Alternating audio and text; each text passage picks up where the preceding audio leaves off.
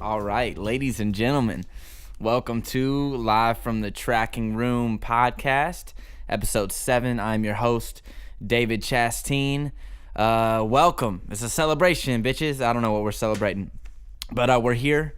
We're doing episode 7. Maybe we're just celebrating 7th episode. This is what we're celebrating that nobody is listening. That's what we're celebrating right now.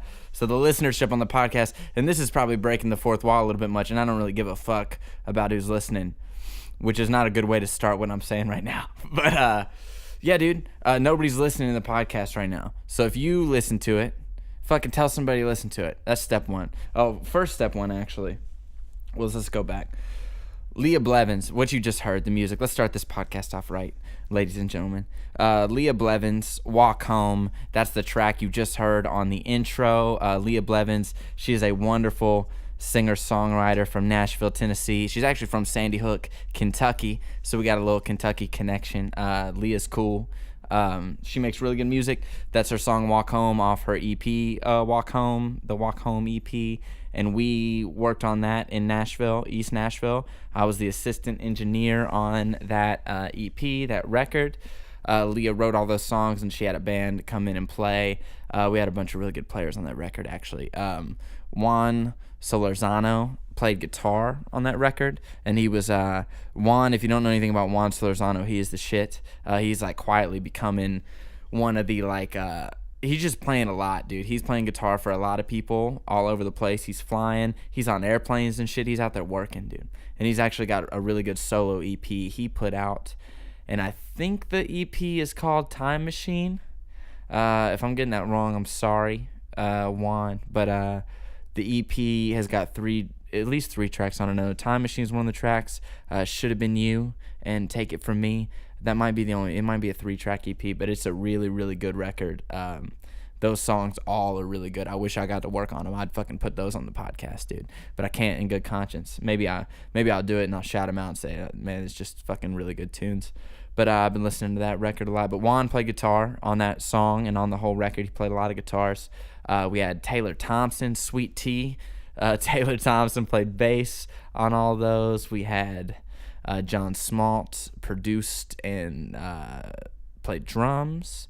Jesse Thompson produced and engineered and bossed me around and played some acoustic guitars and 12 strings and stuff like that. But yeah, man, that team was actually really fun. That's one of my favorite records. You never know the future, but thinking about it right now, I love that record. I love those people so much. The people that come through when you're working on it. Everybody's from like East Nashville, or at least lives over there, you know. And everybody's actually from out of town. Nobody's from Nashville. If you don't know, now you know. Nobody's from Nashville. If you ever meet somebody from Nashville, it's like meeting like a unicorn or something. They don't exist. I don't think anybody ever parents. I don't think people parent children in Nashville, Tennessee. I think they like bear them elsewhere and they'll just bring them in. They like fly them in, drive them down 65, whatever. I'm getting sidetracked. But yeah, that team of people, dude, they're all great. The people, they got a real good like finger on the pulse in East Nashville, those guys. The producers, Jesse Thompson, who's actually Taylor, the bass player's brother, and John Smalt. So Jesse and John, they produce a lot of records, and they've employed me a bunch of times on a bunch of records, which I really enjoyed all those. And I definitely enjoy working on records, man, with my friends. It helps when you meet people and they pay you and they're your friends. That's always really fun. So yeah, that was Leah Blevins. I don't know if I shouted out the entire band that worked on that. Carson Cody played a bunch of keys and organ and shit like that. And there's probably some other people I'm forgetting, but probably background vocalists like Abigail Dempsey and I don't know who else, man, but a bunch of really good people on that record. Leah Blevins, Walk Home. Listen to it. Look it up on Apple Music or Spotify or whatever. You're going to know about her eventually, so you might as well start now listening to Leah Blevins, man. But what else, dude? I don't know. Talking about some records, I'm trying to start working on some records. I try to get I'm reaching out on social media to some people. If you play music and you want to do some music, hit me up, dude, because I got time in a studio, and it costs money. It's not free, but we will do a record. And I want to do one, so I got some more tunes that I've done, and I want to have the guests like from the band on the podcast after we do the record to like talk about it, and maybe even like demo the tunes. Like we can play the songs and we'll talk about them. I'll figure out a good format so we can all hang out with nice headphones and listen, or maybe over monitors even. We'll get some microphones where we can have some nice monitors. But yeah, dude, if you play music, you want to do a record, and you're serious about it, you got a little money saved up, we can get in a real legit studio and do some real legit records or something. So hit me up. I'm trying to do a little bit of that outside the comedy thing. What else, man? What else have I been doing? Strangely enough, I've been watching a lot of daytime TV lately. At the comedy club, we got our cable fixed. And now in the green room at the comedy club, there's always like daytime. Somebody leaves the TV on, daytime TV, like ABC or something. I don't know what channel plays People's Court and Judge Mathis, but it's that channel. And speaking of Judge Mathis and People's Court, dude, who is letting these people still be on television? Like, at what point are we gonna cancel those programs? Like, that's been the same shit that's been on TV since I was like 7 years old, or probably before I was born. Like, Judge Judy should not be. I saw they had a new one. They had one called Hot Bench, and I did not watch it just for like, the only reason I'm watching Judge Mathis is because I can't believe he's still alive. He's getting skinnier and younger, which is incredible. If you've seen Judge Mathis, look him up. He's getting better glasses. He's getting a better fashion sense. And then the People's Court lady has never changed. She's just the same fucking like rude lady, and that's what they want. Judge Mathis is like a guy that talks to you.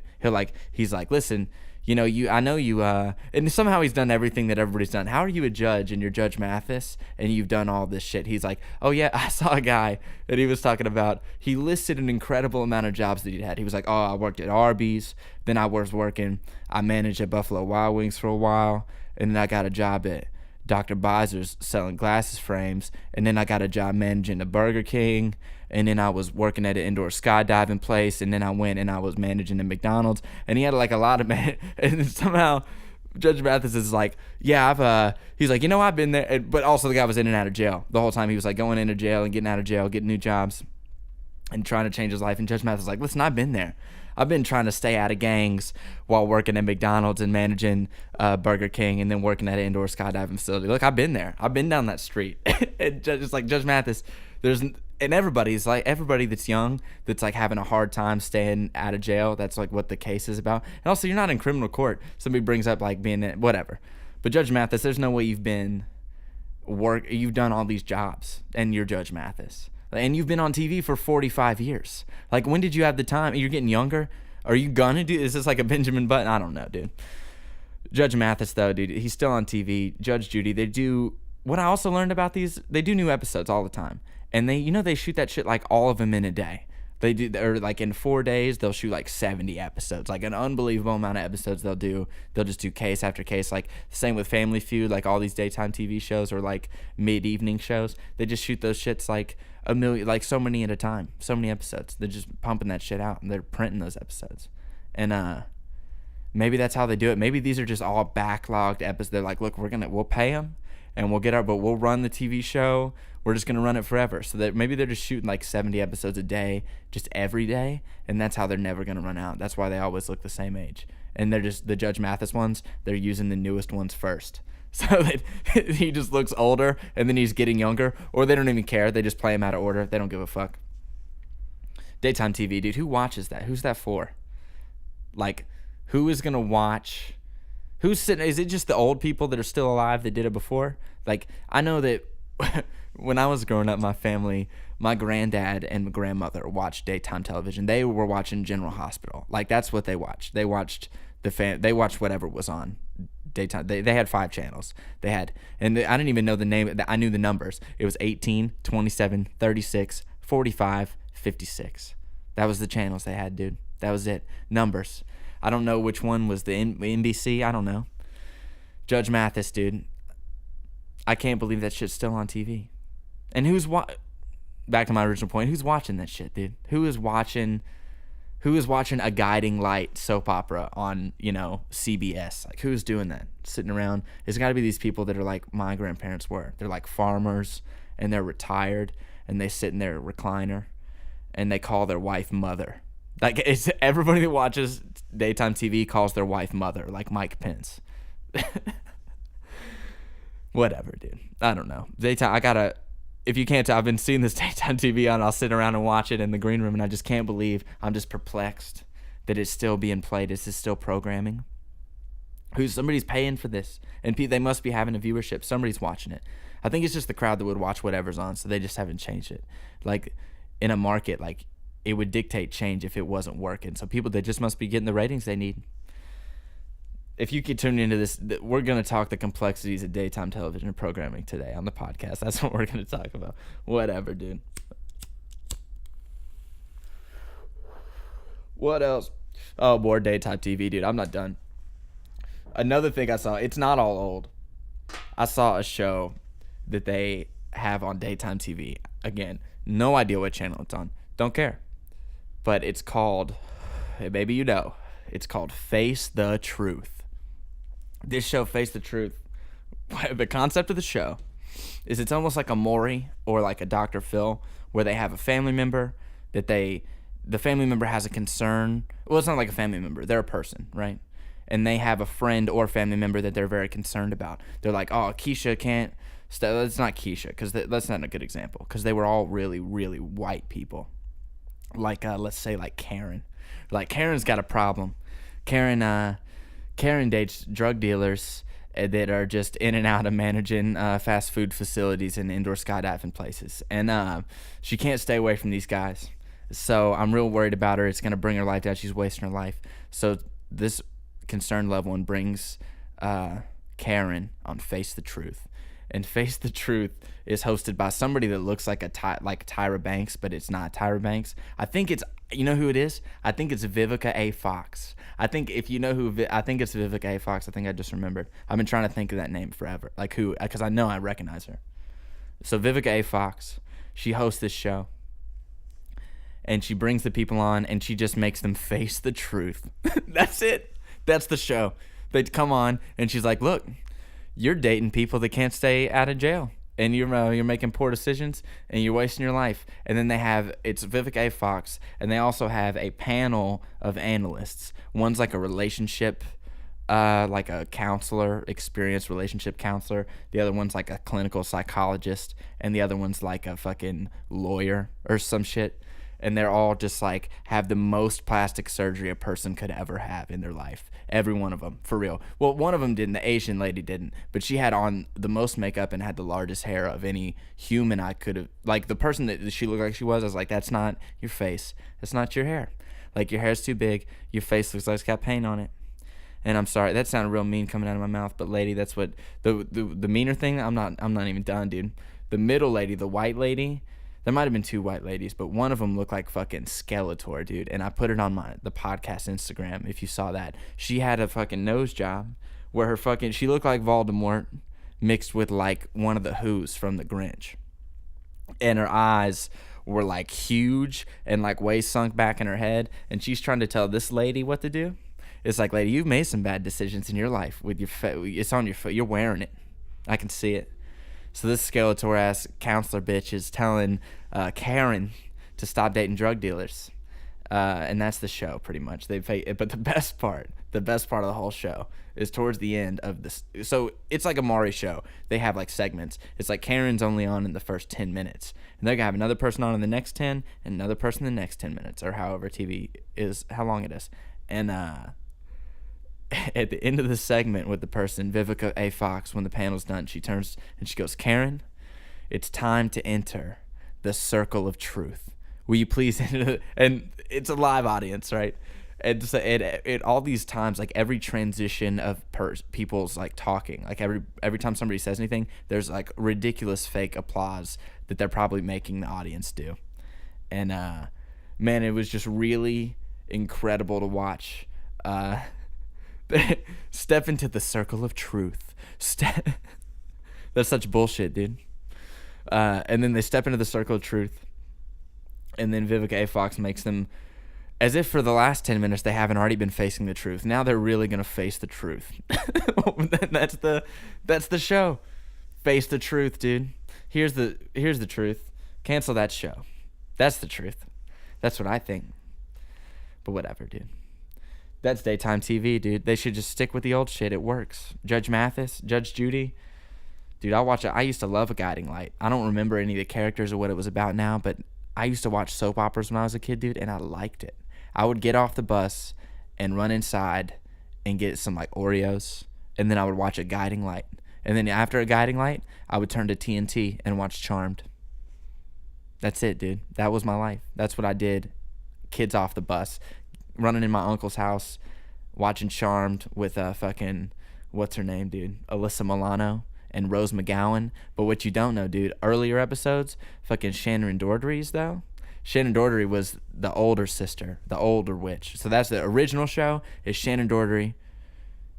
Probably saying her name wrong. Alyssa Milano is the youngest one, and then there's a fucking middle one. Her name is Piper in the show. Can't remember her real name. And then fucking Shannon Daughtry, whatever, dies in the show, not in life. And they get her off the show because she's whatever done, and they bring in Rose McGowan, new like half younger sister. And man, I love that show. That's a good little recap of the cast. That's how it gets started on Charmed. I don't know how, whatever.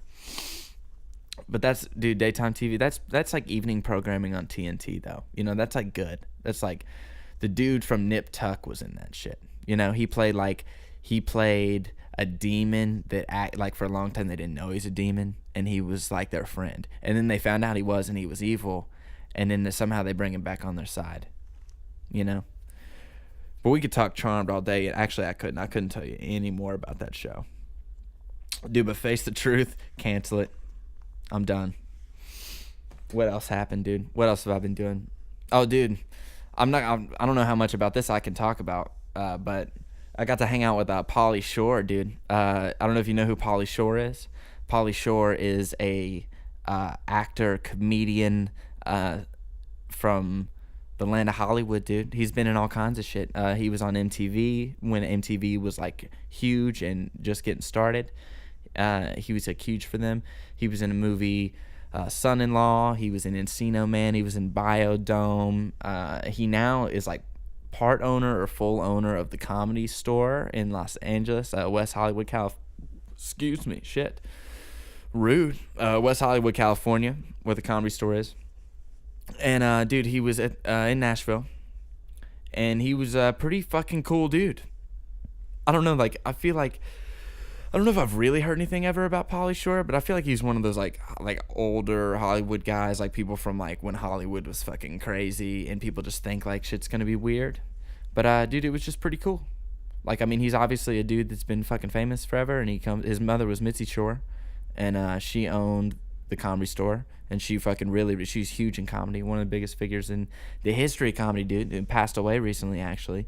And her daughter, Pauly's sister, Sandy Shore, who managed or owned the La Jolla Comedy Store, which is like near San Diego or whatever, she passed away recently, dude. So that's super fucking not cool. The Shore family, huge for comedy. I mean, whatever. I don't mean to say not cool, but whatever. It's just not. It's unfortunate, dude. It's sad. But Pauly came through, and he was real cool, man. He was very cool.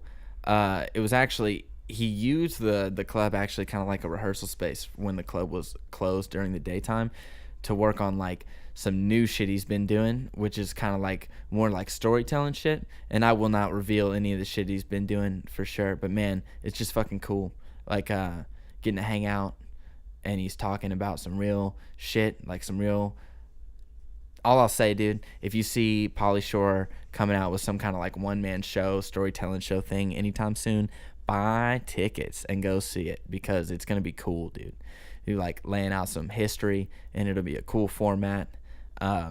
His family and himself, he has been around comedy for a long, long time, around a lot of people. He's got a lot of insight on some shit, dude, and it'll be cool. But other than that, he was just a pretty cool guy. He was really nice to me. Man, one time, it was funny though, one day we were getting to the club, and I was getting to the club, right, and I drove up, and I get out of my car, And I actually I get out and kind of walk around the building, and Pauly and his assistant, Yusuf was his name, really cool guy. They're walking past me, and Pauly was like, "Oh, like perfect timing, dude," or however he fucking talks. And so he's like, "Oh, we're getting to the club at the same time, dude." And we start walking together, and he looks at me, and he's like, "Dude," he's like, "Hey, dude, are you gay, bro?" And I was like, "What? No." And then he looks at me, he's like, and he takes his hand and he puts on my shoulder and just pushed me. He pushed me like really hard, and he was like, I said, "Are you fucking gay, dude?" Or whatever. And I was like, "No, dude, no." And I didn't. I played the shit off. It did not. I thought it was really funny. And I just laughed, and we went inside, and then never talked about anything like that again, dude.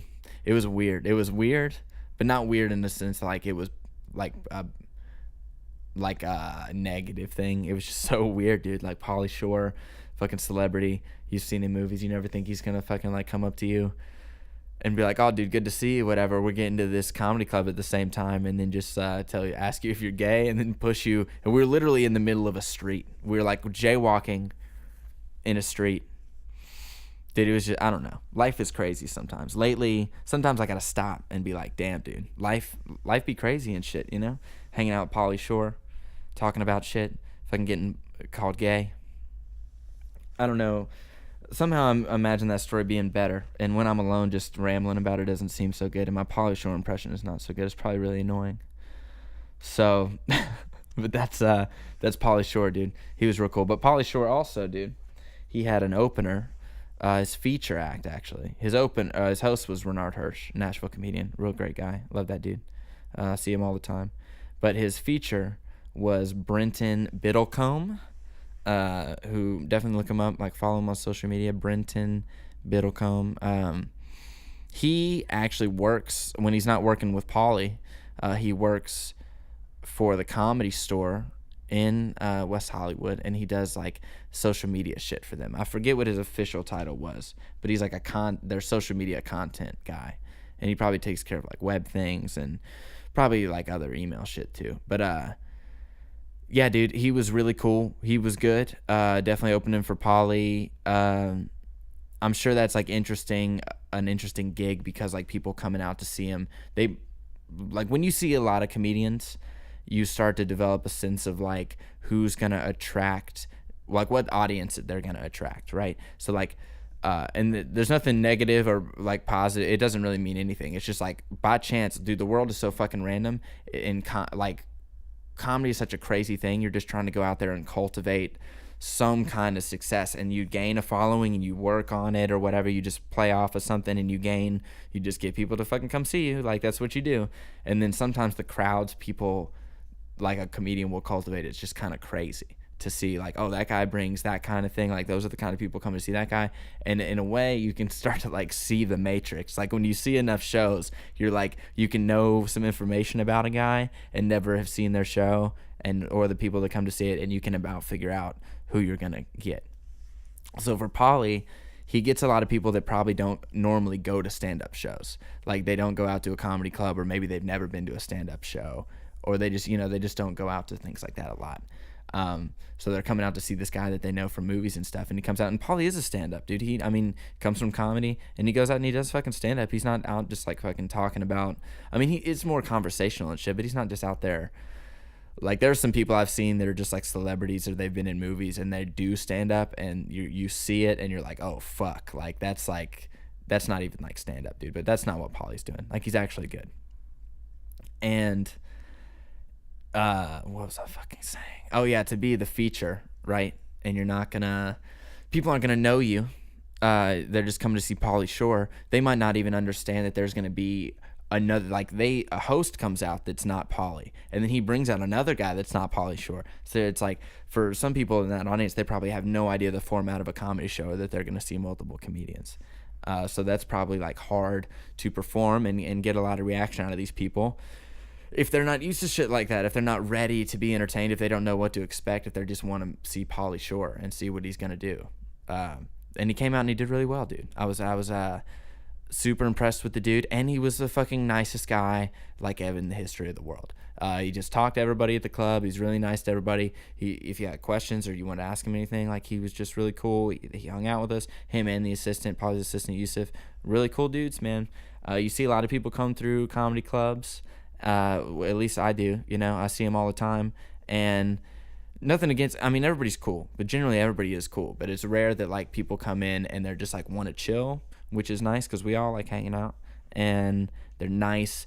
It's fucking interesting. It's a cool hang. It's just always fun, dude. It's always cool to meet people that are traveling across the country and they stop through and you just get along. It's just like a fun fucking human feeling, I think, for some reason, But the dude, Brenton, he was real cool. And like I said, he works in at the Comedy Store when he's not working with Pauly, and he does something in some capacity for All Things Comedy with Bill Burr as well, which I wish I would have remembered to like ask him about it. I just remember him talking about it, and I didn't think to ask for some reason. But yeah, dude, he told me if I'm ever coming to LA, like if I'm ever gonna go out there, to hit him up. He gave me his information, and he might try to help me get some spots doing some comedy somewhere. So that's always really nice when people say things like that. Yeah, dude, Pauly Shore weekend was cool. Definitely 10 out of 10, dude. I mean, I don't know. Buy tickets, dude. If you see him or whatever, go see him. But you probably won't get a chance to hang out with him because But I did. What a fucking asshole. I don't know how to wrap that up at all. Probably shouldn't even talked about it, dude. Whatever. Fuck it, dude. We're not editing this podcast. Who's listening? We're celebrating. We're celebrating our core viewership. You all, you know what's funny? You all could probably just sit in my living room, and I could just tell you all the stuff. Everybody that's listening. I mean, if I had, what would feel really successful is if I had the listenership from the podcast. If they all came out to like see me do stand up or to sit in front of me and just hear me talk, like that would be more impressive than the listenership that I'm getting right now. So fucking tell your friends, dude. I think it's better when I get mad about it. I don't know. Whatever. So Brenton Biddlecombe, yeah, dude, good comedian. Pauly Shore, good comedian. For some reason, I started making podcast notes. And I wrote in my podcast notes, I got friends in low places, the Garth Brooks song. For some reason, when I was thinking about just somehow making new friends, I got friends in low places. Maybe I had a good connection. Like, I thought it was fun. I could have made a joke, but dude, I don't know. And then there's even more. It's even I had points coming off of that are totally irrelevant because it's not even going to be. How ridiculous is that I got friends in low places song, though? You know what the point? I could have just segued right into it. The bars where I'm from in Richmond, Kentucky, dude, they play that song. I think every bar in my hometown of Richmond, Kentucky plays I Got Friends in Low Places when it's last call. And then you know what happens? Everybody in the bar that likes to pretend like they're not from Kentucky and that they live in California and they dress like they don't live in rural Kentucky at the bar, they all sing this fucking Garth Brooks song like it's their favorite thing in the world. And they sing I Got Friends in Low Places, and it's in every bar. You got no other choice, I think. I think in every bar you go to, last call, it's all of them. They sync it up at the same. I'm almost convinced in my memory, they play it out in the street. Like there's PA speakers on Main Street, and just everyone's out there dancing like fucking Sound of Music to Garth Brooks out there. I like that song personally, honestly, but other people liking it publicly ruins it for me. That's how I know I'm a real hater. That's how I really know, is because so many people enjoy it, and when I'm around them in public and they're all enjoying it, I have less fun, and I don't want to be on their team when they're having this fun with the song. That's how I know I'm a real hater, dude. Because of Garth Brooks, dude. Fucking Garth Brooks. What a weird guy. I don't know if you follow Garth Brooks on social media, but he is the weirdest. I'm pretty sure he's not a human being. I'm pretty sure he's like a stuffed animal or something, dude. Nobody acts. He's got the personality of a cartoon character. Just the way he talks. He had this fucking video where he was talking about announcing his new tour. And he was like, the new stadium tour, the game day tour, or the G day, or Garth Day, game day. I want everybody to wear their game day merch or whatever the fuck he said, their game day wear, and we're gonna get physical out there playing some music. How about that, huh? And he makes this face and crosses his arms. We can get out there physical playing some music out there, huh? And dude, he's got like a fucking 5 chin. Forget a double chin. He makes like the fucking, it's the most chins to where it's you don't even, he has like more neck. And he's just not dude, nobody acts like that. Nobody, just go watch stop right now. No, don't stop the pod because you'll never come back. I can't scare viewers away. We don't have any to run off to come. I can't trust you. But dude, when you get a chance, go to Garth Brooks' social media and just watch his videos. It's insanity. Got friends in low places, dude. Fuck that. But Garth Brooks, I bet he's the nicest guy in the world. I know a bunch of people that were on tour with him, and they all loved their fucking job so much. They got paid well, I guess, probably. They probably had fun. I think the way Garth Brooks does the shit is he goes to a city and he sells the shit out, like as many shows as he can sell out in the venue, like as much availability as the venue will give him, and he'll just sell that bitch out. And then they're just there for a week, and if they do like one show, I think they're just there for a week, and they get to hang out in fucking New York. And then he probably goes to all the cool places, all the best places, and they probably get days off just everywhere. It's probably awesome. Tour life, like if you're going to be on tour, Garth Brooks is probably the way to do it, because he probably likes having fun and hanging out too, and he's probably got all the fucking money in the world, so why not? He's got friends in low places too. All right, whatever, I'm done. What else, dude? Oh yeah, dude, I'm not going to keep talking about Sober October forever, but dude, I was trying to eat no sugar, and I've gone completely off the rails. I've been eating, so I went to the grocery store the other day, and I bought like normal groceries. I bought vegetables, I bought meats, like entrees and side dishes, and I was sitting at home making dinner. I made dinner, and then I went back to the store, and for some reason, like I was possessed almost. And no, I went back to the store because my roommate had to go to the store. That's right. But he was like, I'm going. I was like, dude, I'm gonna go. We go to the store, and I buy the amount of money I spent on the sides and the entrees, the vegetables. I spent an equal amount of money on dessert foods, like sweet foods. I bought 2 bags of fucking Krispy Kreme mini crullers, I bought a pack of Oreos, I bought ice cream, and I bought an entire pecan pie, dude. And oh yeah, David, you bought a pecan pie. It's a holiday season. Thanksgiving's coming up. Who'd you share that pecan pie with? Nobody. I haven't eaten the whole pie, but how fucking backwards have I gone, dude? A backslide. You want to talk about a backslide? Who's buying a whole pecan pie? And I'm not like well off. I'm not rich, dude. You know, I'm not out here like living great. Like, you know, I got to think about my bills, and I'm out here buying entire pies to eat. Like, what the fuck am I doing? Just because I wanted it, dude. I was like, I saw the pie. You know where it was? You know when you walk into a store and the carts are right there and they have a display of shit, and it's like a sign, and it's like, oh, look at all these pies that are, you know, $7.99 right now. Again, get a pie. And you're like, oh, who buys that stuff that's in the front of that store? That was me. I bought that pie, dude. I saw it when I walked in, and I was like, dude. I was like, and I almost bought 2 pies because I couldn't decide. I wanted an apple pie. And the reason I didn't get the apple pie is because it said apple caramel. It was like an apple streusel with the fucking crust, dude. So have you ever seen the apple pie with that? You know that crust is sweet as hell. It's got crumbs on it. And you're like, oh, dude, under that, beneath the crust, it's even better, you know? But that sweet crust, it's not just like a bland-ass crust on top. It's like a real, whatever, you get it. But it had caramel in it. And I wasn't going to take a risk on eating an entire, and that sounds sweet and unhealthy. I was like, pecan pie, that sounds a little whatever. So I got it. I got the pecan pie, and I ate it, dude, and it was so good. And I got the ice cream. I got vanilla bean ice cream. And I think it was gelato on accident, too, because it was on sale. But it was good. And I put that shit on there, vanilla bean. If you never had vanilla bean ice cream on some pie at Thanksgiving, dude, you're not an American. Someone take your citizenship for that shit, dude. Or you're probably not from the South, at least. Which is about the same thing to me, dude, and to a lot of people. A lot of people in this country. Whatever.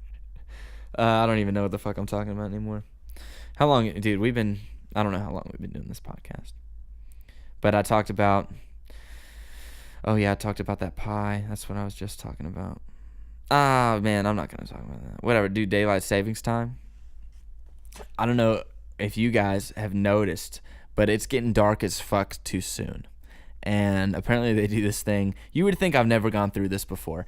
This year when daylight savings time happened, I was like, what the fuck is going on? Like, all my clocks now are not, I don't have to change shit.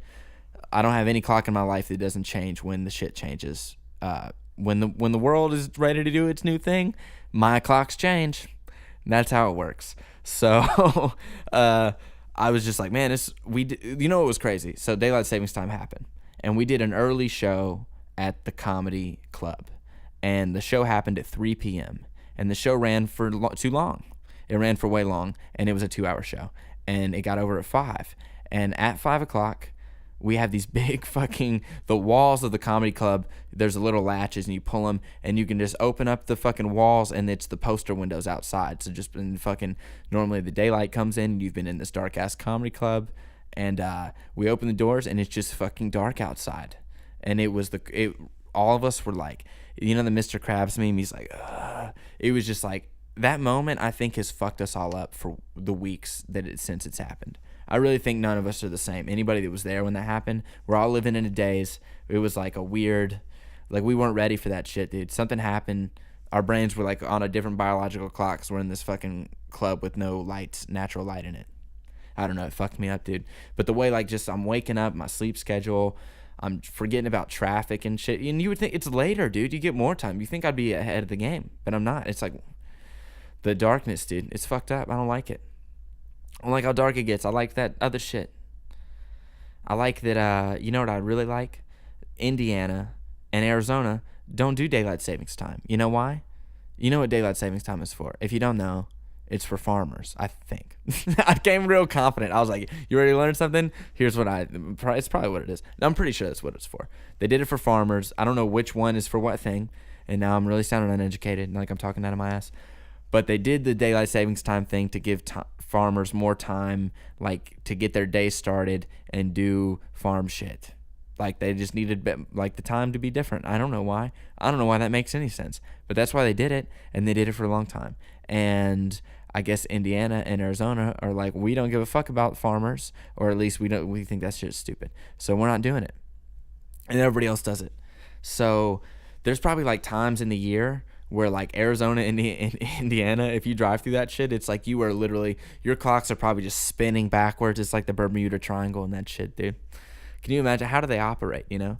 Like, what if you live in Louisville, Kentucky, and you commute to like somewhere in Indiana, like Evansville, Indiana? That's very specific. I'm familiar with that area. You guys, some listeners probably, whatever. Arizona, not so familiar with cities. I could not name border cities between two states. But I don't know. I'm just confused, dude. I don't know what the time is like when you're... How did they just change in time? How they just out here changing the time, dude? And the other thing it makes you think about, again, it's like I've never gone through this before. I'm questioning everything right now. Like, I'm just walking around, I'm like, I'm thinking a lot about time zones now. Because Nashville, right, where I'm from in Kentucky, Richmond, Kentucky, it is in the Eastern time zone. In the Eastern time zone, right, it'll be like 9:30. And I now live in Nashville in the Central time zone. And when it's 5:30 in Richmond, it's 4:30 in Nashville.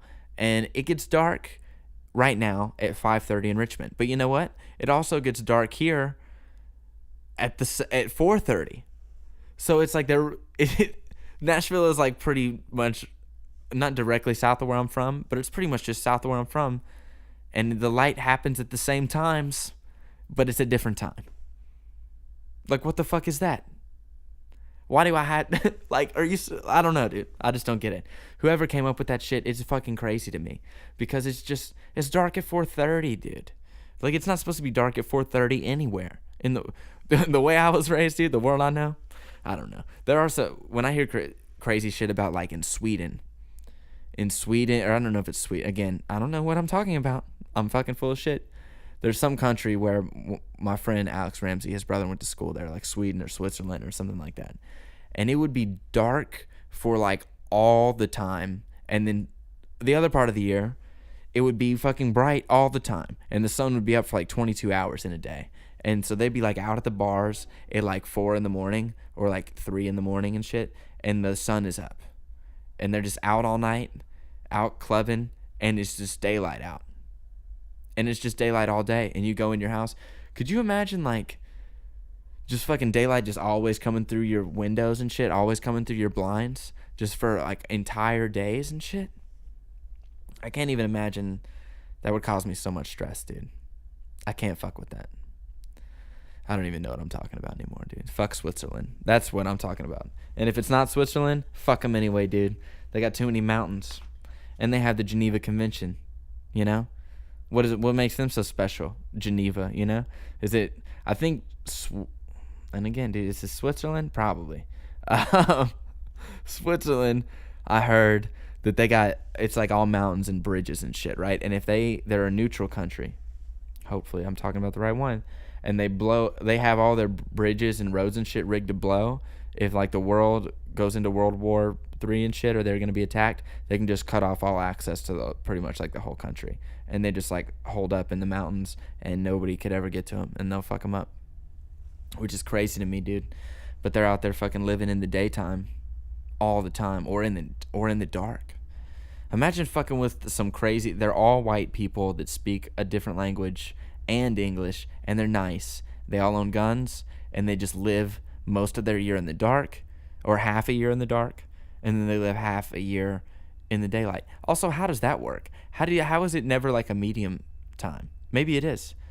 You know how uneducated I am right now talking about that? I really don't know what the fuck is going on. I don't know shit about, I don't even know what Switzerland is, dude. Whatever. Random. Who cares, dude? You're not. How many of you are even listening, dude? Have you listened for this long? Are you still here, dude? Are you? I really wish all 20 of you would just be here in my living room so we could just do this once, and we'll just come back next week. Content, baby. Content is king. Just keep doing it. Show business. There was somebody at the comedy club tonight, and their tagline, like comedians will do something. They'll have like a catchphrase or something where it'll be like, it's like a gotcha. And her thing was showbiz. She would tell a joke, and then she'd be like, yeah, showbiz. And it was funny. I don't mean to say she. You know what's really fucked up? Here we go, 2018, dude. I'm stepping in some hot water. Pretty sure the person was transgendered, right? Pretty sure they told me preferred pronouns, dude. Here's an attempt. Pretty sure he told me that he was a man. But this was obviously a person that had, if they are a man, they transitioned from female at some point. And I don't know if their comedian persona was that they dress like a man and have a man's name. Because when I met the person, they were not in their costume deal, which was a mustache and a fucking cheap suit, which was awesome. And again, I already feel bad about talking about this, but it's a part of my day, dude.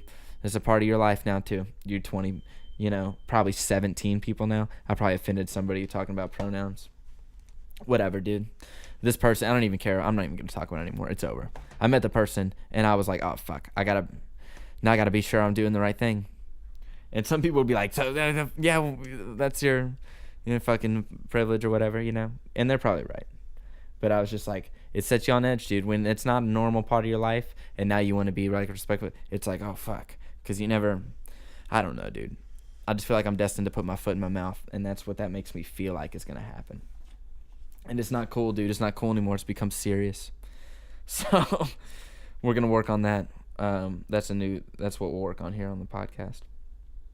What else, dude? Fuck, dude. Let's talk about some mixed martial arts, huh? Let's talk about some MMA. This is where now probably there's like 3 people listening. A lot of MMA stuff's been happening lately, dude. We had the Daniel Cormier-Derek Lewis fight. Daniel Cormier submitted Derek Lewis in the second round. Pretty much what everybody expected. I mean, Derek Lewis coming off short notice from the Volkov fight where he had a come from behind victory. His cardio was horrible, and he kind of got fucked up in a very boring fight. and he came back from behind. And even in his post-fight interview, which was legendary, one of the most legendary post-fight interviews in UFC history, probably created one of the biggest followings from a single post-fight interview ever. Dude, his Instagram following exploded. He probably got millions of followers off that post-fight interview. But in the interview, he says that he's not ready for no title shot. He's like, I'm not ready for that shit. He's like, you see the way I look tonight? I'm ready for no title shot, challenger champion. And they made him fight 4 weeks later. So, I mean, we pretty much knew what was going to happen. I don't understand what the UFC was doing with this fight. And the pay-per-view numbers came in. They had like 250,000 pay-per-view buys, which if you know anything about the UFC, their Conor McGregor-Khabib pay-per-view was over 2 million pay-per-view buys, which is the biggest, at least MMA pay-per-view in history, UFC pay-per-view. I don't know if that's the biggest boxing. I'm not sure. Probably the Pacquiao fight or the Floyd Mayweather-Conor McGregor fight is the biggest boxing pay-per-view buy ever. But 250,000 is not good, dude. I mean, you got to think about there's probably 250,000 Buffalo Wild Wings. Like, Hooters and Buffalo Wild Wings together should be equal that much. There's some Hooters that were like, well, no, we'll just watch something else, dude. So, I don't know. Not good for the UFC. I don't understand why they made that fight instead of giving Derek Lewis some more time. Maybe give fucking Derek Lewis to Stipe instead of giving him a title shot. He didn't look fucking great. I mean, Stipe was the shit. Stipe Miocic, if you don't know, he's the most successful heavyweight champion in UFC history. He defended his belt 3 times, and including his first fight to win the championship. That's 4 title wins. And then he loses to Cormier on a first-round knockout in a fight that looked really competitive, and somebody was definitely going to get knocked out in that fight. Didn't matter who. Like, it was going to be Cormier if it wasn't going to be Stipe. Like, it was going to be somebody. The fight was not going to go all 5 rounds, 100%. And it didn't.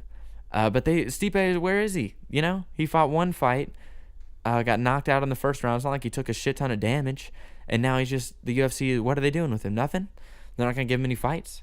This shit kind of pisses me off because he's like Stipe Miocic. He sounds like he's foreign or something, but he's just like a guy from Ohio, and he's a firefighter. He is like a firefighter right now. He's an active duty firefighter, works in his community in Cleveland, Ohio, and he just doesn't play into bullshit. He's just a fucking blue collar, hard working, get it done kind of guy. And for some reason, the UFC doesn't want that right now. You think that would be huge right now. You think you could sell that guy because his name's Stipe Miocic. Like, they can't fucking sell him to fucking, his name's not like Matt Brent or something, like not the fucking widest name ever. I just don't get it, dude. Why they can't use him and they don't he deserves, if anything else, dude, he's the athlete that deserves the title shot again. Or at least he should have fought Derek Lewis. He beats Derek Lewis. He fights Cormier again or eventually gets the title shot. The fucked up thing is Cormier being the champ, light heavyweight champ and heavyweight champ, it kind of is a traffic jam at 2 weight divisions. And having Cormier fight Derek Lewis is like, what the fuck? What, like, they must know something's coming. Like the John Jones DC trilogy. Here's the thing, Brock Lesnar just went in and won the fucking new WWE championship in wrestling. Like, he was transitioning, he lost his title, and it looked like he was slimming down, and he was getting off probably some steroids, whatever, dude. Wrestling, do your business. And he was looking like he was getting ready for USADA and coming into the UFC and getting in the drug testing pool. And then now he becomes the champ again over WWE. And that shit doesn't make any sense for what we've been told. The fights that we're going to get, DC and Brock. Just this weird short notice fight with Derek Lewis, dude, I don't understand it. You put it on the MSG card. I mean, you could have put John Jones on there, but he wasn't ready. He said he wasn't ready to train and fight. He wasn't in good shape. And you want Gustafsson to fight Jones. I guess that's the only fight that people really care about, is because that's one of the greatest fights in UFC history. Definitely one of the greatest title fights, the greatest light heavyweight title fight in history. It's a fucking war between these two dudes with similar builds. And John Jones didn't train, just did a bunch of cocaine before the fight, pretty much, and just went in there and whipped ass. Also got his fucking face destroyed. He had the biggest lips any humans ever had in the world after that fight, dude. His lips, he had like you cut a grapefruit in half or something. Like, he had big old grapefruit lips, dude. It was incredible. But now what happens, dude? Now, so John Jones is going to fight Alexander Gustafsson at UFC 232. And that is going to be for the light heavyweight championship belt. Pretty sure that DC is dropping that belt, and they're going to fight for the vacant belt. And then the winner becomes champ. What happens then? Like, John Jones presumably wins the fight, right? No matter what John Jones does, well, it kind of matters. If he loses, he's in the money fight age. Like, is he going to go back into the contender pool? Is he going to fight fucking Volkan Ozdemir? Who's he going to fight? The light heavyweight division is kind of dead. They got a new guy, and I can't fucking remember his name off the top of my head right now. But he just fought St. Preux, OSP, I think. And he beat him. And he's young, and he looked pretty good. And is he going to fight that guy and fucking destroy that kid? Like, what's he going to do? The only thing that makes sense, John Jones has to win, dude. For the fans, for everybody, for history. John Jones wins. Then he goes up to heavyweight to fight Cormier for the heavyweight belt and be the champ. But the thing is, John Jones, I don't know if this is mind games, reverse psychology. John Jones, said he has nothing left to prove with Daniel Cormier, and he doesn't want to fight him. Doesn't give a shit.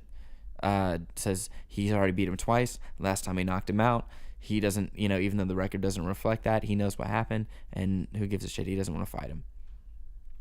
And he said even if he does fight him, he wants to fight him at light heavyweight because, like, he thinks that, like, giving Daniel Cormier an advantage of being a heavier weight and having the knockout power and all that shit. Like, he seemed like he didn't want to give DC the advantage of being a heavyweight, which I thought was strange. I was like, dude, you're taller. John's never been a heavyweight, so maybe he doesn't want to step right up and take one heavyweight fight and fight a bigger, like, he's never fought a bigger guy like that, like a fucking big-ass heavy guy. Doesn't know what that strength thing is like. Maybe he's afraid to get fucked up on the wrestling and get fucking thrown around because he's generally pretty skinny. I don't know. But he didn't...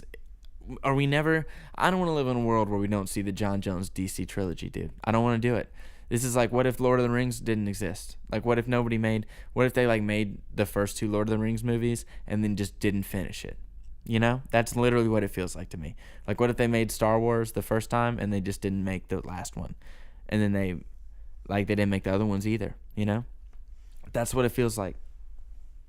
I need it, dude. I need the fight. They got to make it happen because they're getting old. Cormier is old, dude. He's 40. And he's already, he's lost twice to him. Like, how's he going to best him getting older? And John is in his prime still. He's, 34. Like, how are you going to fuck with that? We need it, dude. They need to quit fucking around and doing stupid-ass fights, making Cormier fight Derek Lewis and give us the shit. Come on. What else happened in MMA? We had Jacare, dude. Jacare beat Chris Weidman, taking the fight on short notice. I think Jacare was going to fight, and then he dropped his opponent, and then he comes up, he fights Weidman, and he fucking TKOs him, dude. Ugly. He beat the shit out of that guy. And it's sad because Weidman is a championship contender, and he's trying to get back in the race, and not a huge, Weidman fan. I was actually, when he knocked out Anderson Silva the first time, I was watching with my friends, and I was really bummed out that Anderson Silva got knocked out. And then they fought in the rematch, and I was rooting for Anderson. I was like, there's no way he's going to lose this time. And then he fucking shattered his leg on Chris Weidman's knee. And it broke my heart, dude. I was like, I don't know. I like Chris Weidman. I was never, a hater. I just didn't know who he was at the time, really. And the way the UFC sold the fight was, at the time, if you weren't, I was just, a kid. I was, in high school. So, the way the marketing made you view it is, Anderson Silva's just an indestructible beast. This fucking... the way they sell it, it's not a fighter's chance. You're in there, you're stepping in against him, you're the same weight, you've trained hard, you're a fucking talented mixed martial artist. They don't sell the fights that way to people, with, if they're unaware, young fans or just fucking stupid fans. So, I just didn't give fucking hide nor hair to Chris Weidman. I thought Anderson Silva was just going to run through him. He doesn't have any of the legends. Anderson Silva had already beat all the legends, and now he's fighting Chris Weidman. He fought all the old UFC big names. Now it's the young guys that he has to fight. And Chris Weidman he had his number the first time, but it was hard to watch as Anderson Silva fan because Anderson Silva was fucking playing these Matrix games like he was Neo.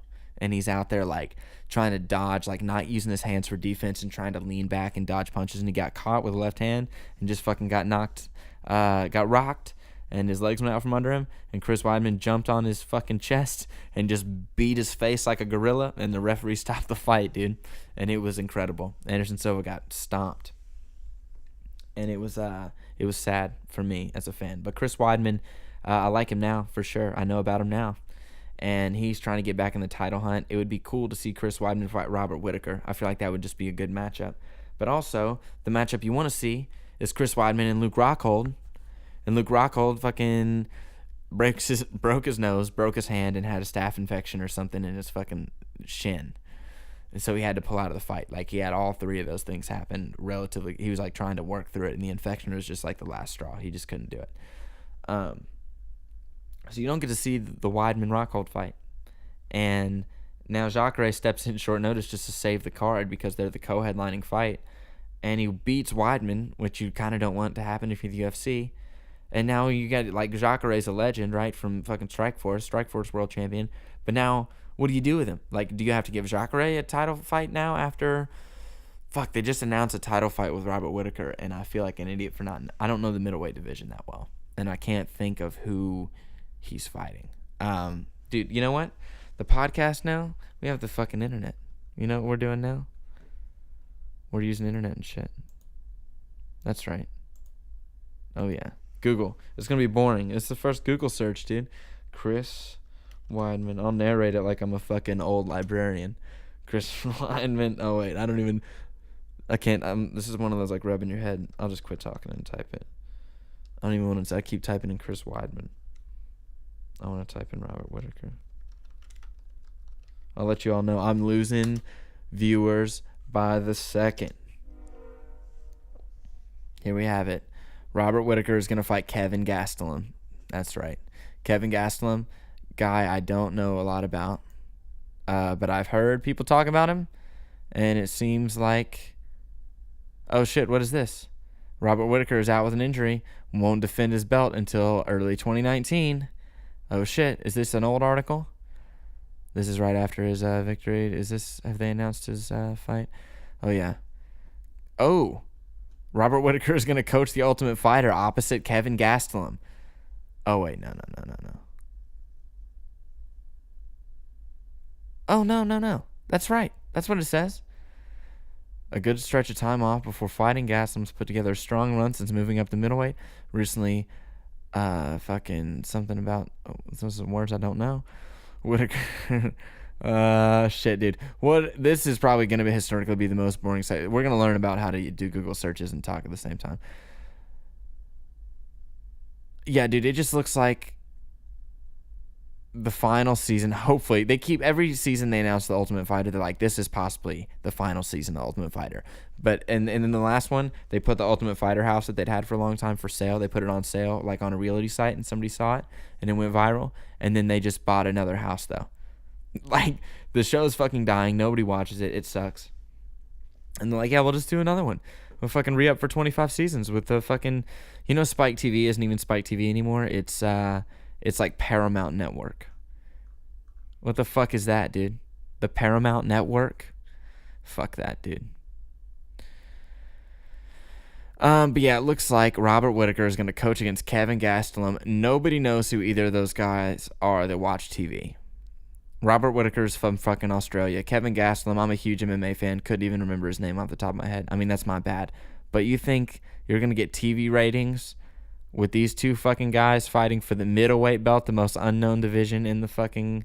Get out of my face, dude. Fuck you, Dana White. Fuck you, dude, for doing that. I hate that shit already. Whatever, dude. I mean, it's probably going to be a great fight, and I'll probably enjoy it. But the one you want, I mean, like, people know who Chris Weidman is. You can do the Anderson Silva thing, and he could be a contender. It sucks that he lost. Luke Rockhold. I mean, he is talented, and he's young. I mean, nothing against Jacare, dude. But Jacare is just like he's older. He's not going to put on an entertaining fight like Yoel Romero versus Robert Whittaker, like the shit that we're used to watching out of Robert Whittaker fights right now. And you just don't want to see Robert Whittaker stomp the shit out of some fucking old guy. And you definitely don't want to see Jacare beat Robert Whittaker. It's just a fucking lose-lose. Even if it's a great fight, dude. Even if it's a great fight. I mean, if it's a great fight, it's a great fight, whatever. But you could just do... I wish better shit was happening right now. the middleweight division just isn't shit, really. I think, and let's make sure we're getting this right. Fucking Google search number 2, baby. Here we go. Middleweight. I think middleweight. Israel Adesanya, the style bender. He had a fight, and he won, and it was against Derek Brunson. Derek Brunson is... fuck, dude. See, I can't type. I'm trying to get better already. Israel Adesanya, middleweight, beat Derek Brunson by knockout in round 1, dude, towards the end of the round, and he pieced him up. Israel Adesanya, if you don't know, he is a Nigerian-born mixed martial artist.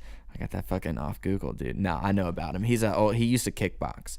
He's a really good kickboxer, and he came into mixed martial arts, and normally when a good kickboxer comes in, they fucking suck. It's not that they suck. They just can't pull off the striking that they pull off in kickboxing, because the spacing is different, the timing is different. It's a different sport, so their muscle memory of like how to time shit and like the planes that they can move on, it's just not the same. So people that have been used to doing it in MMA typically succeed more.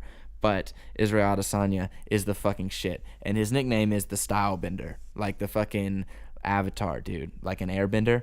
He says he's the last style bender, and he just puts like kicks together, dude. He just does crazy shit. He does all kinds of switch kicks. Like, it looks like he's going to the midsection, then he goes to the head. Then he'll just come in with, like, his technique looks kind of awkward, but it's well-placed and well-timed.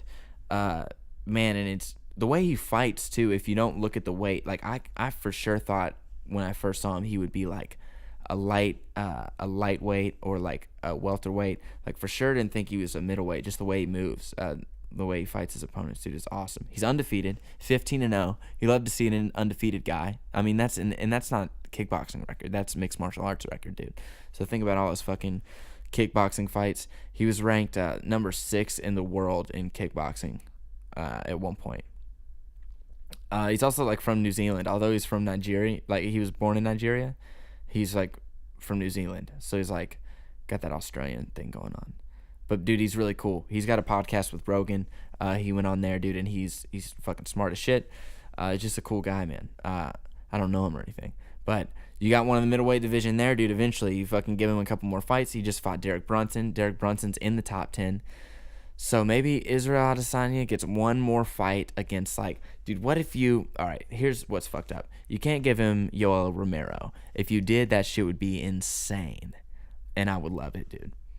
Paulo Costa, you could give him. But I don't know, dude. You could give him... I mean, you give him Rockhold, you could give him Weidman, but I mean, dude, that's so crazy to think that he's like... Now he's in the threshold of like the top 5, like fighting people in the top 5. He's going to fight the dudes that are... It's going to put him in line to be a title contender. Like, one more fight, and then the next... If he wins, he might be a fucking contender. That's crazy. Undefeated, and he pieced up Derek Brunson. Derek Brunson, great fighter, physical fighter. He's fucking strong, and he fucking just looked outclassed. Did not look good at all. Was not impressed. Sorry, Derek Brunson, you're the shit, dude. But, dude, how many listeners do I got now? I just wish I could. I wish I could check in. Like, I wish I could. Like, I could know when people are tuning out. Like, there's some statistic, a YouTube metric. They call them metrics in social media, dude. Your social media metrics. What else, MMA, dude? We're almost done. We just got a few minutes left, probably. We got Cowboy Cerrone just won his fight, dude. Cowboy Cerrone fought at welterweight, and he fought motherfucking Paul Felder.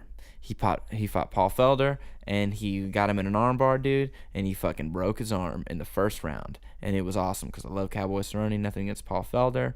But that was actually, if you don't know, Cowboy fought for Winklejohn, Mike Jackson and Winklejohn. Jackson Wink is what they call their camp. And he really only fought for Jackson. I think it's Greg Jackson or Mike Jackson. I can't remember his fucking name. But he cornered Cowboy, and he trained him, and he was his coach in the gym. And then Cowboy has been been at odds with Winklejohn, and he developed a camp at his house and a facility, and he's been training there with other guys. And then they brought Paul Felder into their gym at Jackson Wink, and then they told Cowboy, like when the fight was announced he was going to fight Felder, they told him that he couldn't train at Jackson Wink just for this fight, that they weren't going to corner him, they were going to corner Felder. And so it was like his whole career. Also, Cowboy, it was tied. Now has them, but he was tied for the most finishes in UFC history and tied for the most wins in UFC history. And he broke both those records by breaking Paul Felder's arm. Fucking awesome, dude. I didn't mean to make a fucking cheap joke like that, but I did. Whatever. Moving. How many? Was there like 3 people left to hear that one? Is that how you get a successful podcast? You just be real self-deprecating, like, who's left? I was just fucking cracking PBRs in here, dude, getting mad. I'm like throwing them. I'm like an angry dad. I feel like that's like a Christmas story character guy. Whatever. Fuck it, dude. Leah Blevins is great, though, right? We'll hear that one again soon. Don't forget about it, dude. Seriously, Leah Blevins, if you haven't listened to her music, look it up and listen to it. That Walk Home EP is the shit, man. And I got to work on all that shit with a bunch of really good friends, people that I made friends with them at that time making that record. And now they're still my friends, dude. And it feels like I've known them forever, but it's probably only been like a year and a half. But, dude, that's the news, right? That's the podcast. I don't know, dude. I kind of want to talk about that Cowboy Cerrone thing more. Oh, yeah. Oh, the whole reason I brought it up. I just got to finish this point real quick. So he wins his fight, and he talks about going back to 155. And who's he going to fight at 155? In such a fucking traffic jam world of contenders trying to come up and get a title fight. Dude, who's he going to fight? A guy that needs a real good fucking warm-up fight against a big name to get back in the game against somebody that'll strike with him. A guy that might have some good jiu-jitsu to protect himself on the ground, like Paul Felder didn't have. Maybe a little fucking Conor McGregor action, huh? Fucking the Irish Conor McGregor versus Cowboy Cerrone. You tell me that fight wouldn't be fucking amazing? Come on, dude. That one would sell. I mean, Conor's fights are going to sell, but a lot of people don't know about Cowboy, but a lot of people do. And if you just fucking say Cowboy, people are going to fucking love that shit, man. In fucking America, people want to be Conor McGregor haters. Everybody will love that fight, dude. That'll fucking headline a card. Something I did see that it was just a stupid social media thing. Bellator's been doing these Grand Prix for their championships, like the heavyweight Grand Prix. Now they're having a light heavyweight Grand Prix, and it's pretty much like a tournament. They have 4 fights on one side, 4 fights on the other side, and it's a bracket. The winners face each other, and the final 2 guys fight for the belt. Now, obviously, they're not doing this in a night. Like, it takes an amount of time. Hopefully, injuries don't happen, and they fight. Like, if a winner gets injured, like, you don't want the Grand Prix to take a fucking bunch of time. The tournament, you want it to take about a year. But doing a lightweight Grand Prix in the UFC, though, and every fight Khabib has to be for the title. Like, the first one he does, like, every one of his fights probably has to be for the title. And the winner, the person that faces him, like, the winners in that side of the bracket are the higher contenders, or the people that, whoever, if they got fucking upsets, whatever, however they structure the bracket. But, like, Khabib and Tony Ferguson in the first fight. And then, like, Cowboy and McGregor are in the bottom of that same bracket, or the bottom of the other bracket. I don't know, dude. Kevin Lee and Al Iaquinta could fight. You could have Anthony Pettis fight I don't know, dude. You could do a really cool Grand Prix in the UFC. That's all I'm saying. In the lightweight division. But anyways, even if they never do something like that, which they never will, because that's not how the UFC works, babies, because the UFC doesn't need fucking weird promo shit like Bellator to sell their fights, because they're the UFC. They're the first ones. They're Big Papa. Big Papa don't take no mess, you know what I'm saying? Whatever, all right. Papa was a Rolling Stone. Yeah, dude, Cowboy and Conor McGregor, that would be a great fight. I would love to see that shit. And I also would love to see the inside of my eyelids right now, dude. I would love to go to sleep, and I'm probably going to go to sleep. I probably won't, actually. I'll probably stay up. I'll finish editing this fucking podcast, which I'm still figuring out how to do really fast and get it turned out so it doesn't take a fucking hour. I got it down to about an hour. I can finish the Pro Tools shit. I can edit. Like, I don't edit, but I have to put the song shit in there, and then I fucking export. You know how I do it, dude. I'll just tell you. export it, then I gotta put it in a video thing. Even though I don't do a video, check this shit out. If you want to do some shit with YouTube, even if it's not a video, it's just some audio, I have to pretty much make a video, like render an hour long video. This has been a long podcast too, so this one's gonna be real long. This one's been like over an hour already, I think. But what bullshit, dude. I gotta take this audio and make a fucking shitty video that just says one thing on it the whole time. And then I gotta wait for that shit to load. And making videos ain't no fucking walk in the park. You think with like iPhones they'd have figured that shit out already, like how to make it fast. But no. You still gotta wait for it to render so the picture doesn't look shitty on YouTube. And then you have to fucking upload it to YouTube, which sometimes doesn't work.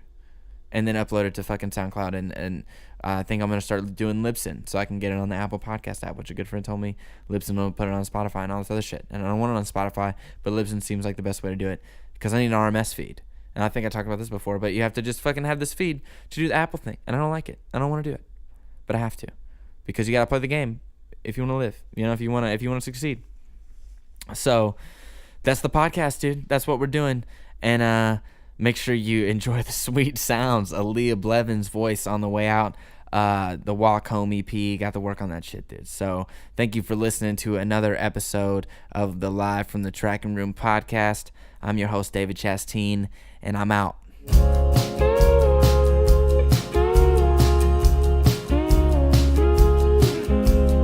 It wasn't the dark, it was the morning.